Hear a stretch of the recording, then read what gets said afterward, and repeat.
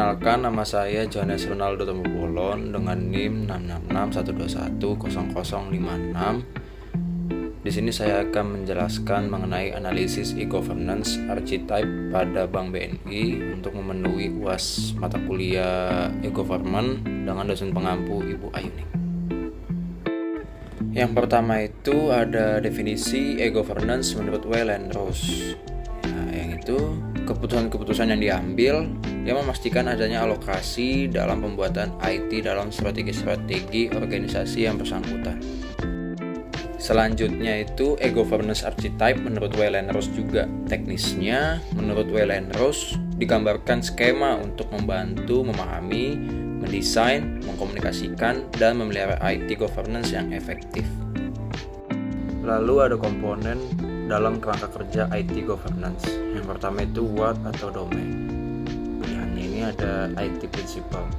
IT principle merupakan prinsip pemanfaatan atau peran TI yang mencerminkan esensi mengenai arah organisasi serta bagaimana TI akan dipergunakan. Lalu ada IT infrastructure strategy, yaitu strategi dalam hal membangun fondasi kapabilitas TI yang terdiri dari layanan-layanan TI yang standaran dibagi pakai oleh seluruh organisasi serta dikoordinir secara terpusat. Lalu ada IT arsitektur, merupakan sekumpulan kebijakan-kebijakan serta pilihan-pilihan teknis yang terintegrasi untuk membantu organisasi dalam menggunakan teknologi IT. Lalu ada business application. Business application adalah menentukan kebutuhan organisasi berkenaan dengan penggunaan IT. Yang terakhir, investment dan prioritization, yaitu menentukan prioritas barang yang akan dibeli dan berapa biaya yang akan diperlukan. Lalu who atau style. Yang pertama, business monarchy. Business monarchy itu melibatkan top manager saja. Yang kedua, IT monarchy, yaitu melibatkan IT spesialis saja. Yang ketiga ada feudal, yaitu setiap unit atau bagian dalam organisasi memiliki keputusan yang berbeda-beda. Lalu ada federal. Federal yaitu kombinasi antara keputusan pemerintah pusat dan pemerintah di bawahnya dengan atau tanpa keterlibatan orang-orang IT. Lalu ada IT duopoly, yaitu IT group dan satu kelompok lain. Dan terakhir anarki, yaitu sentralistik, satu orang pengambil keputusan atau kalangan tertentu saja yang mengambil keputusan. Yang terakhir itu how atau mekanisme. Berbagai mekanisme yang dipakai dapat dikelompokkan berdasarkan struktur pengambilan keputusan, seperti executive commit, IT council, dan lain-lain. Proses penyelarasan atau alignment proses dan pendekatan komunikasi. Ini adalah profil Bank Negara Indonesia. Bank BNI atau Bank Negara Indonesia merupakan bank umum milik negara Indonesia, didirikan pada tanggal 5 Juli 1946. Dalam memberikan layanan finansial secara terpadu, BNI ini didukung oleh sejumlah anak perusahaan, yakni BNI Syariah, BNI Multi Finance, BNI Sekuritas, BNI Life Insurance, dan BNI Remittance. Selanjutnya yaitu penjelasan mengenai matriks archetype pada Bank BNI. Yang pertama itu IT principle.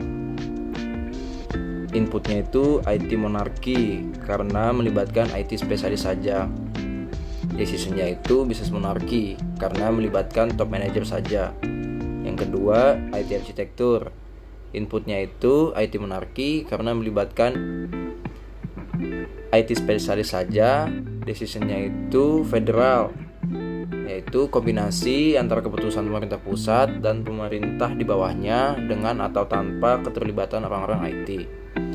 Selanjutnya IT infrastruktur strategis. Inputnya itu bisnis monarki karena melibatkan top manager saja. Inputnya itu IT monarki karena melibatkan IT spesialis saja. Lalu ada business application needs. Inputnya itu IT monarki karena melibatkan IT spesialis saja. Decisionnya bisnis monarki karena melibatkan top manager saja. Yang terakhir IT investment.